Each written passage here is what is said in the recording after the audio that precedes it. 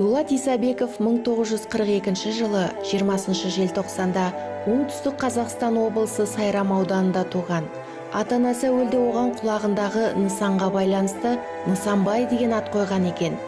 Мәулен деген атасының Дулат деп қойыңдар деген сәлемінен соң екінші рет азан шақырып, атын Дулат деп өзгертіпті.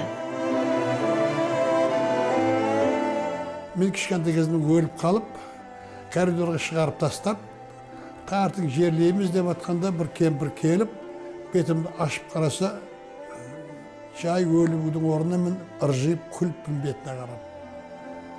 Сол кезде барып, кемпір ойбай күміскілеу, мына балаң тірі ғой деп. Ана өлімге өздері мойынсұнған ғой енді, мен адам болмайды деп. Коридорда мүмкін таза ауа жұттым бекен. Шелекті мұз қатып атқан көрінеді дейді. Содан сол кезде барып шешем байқұшын жылаған.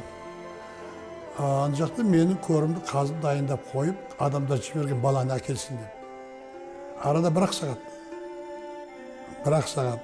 Сонымен кемпір айтты, ойбай бала бармайым деп еді, тіріліп кетті деп.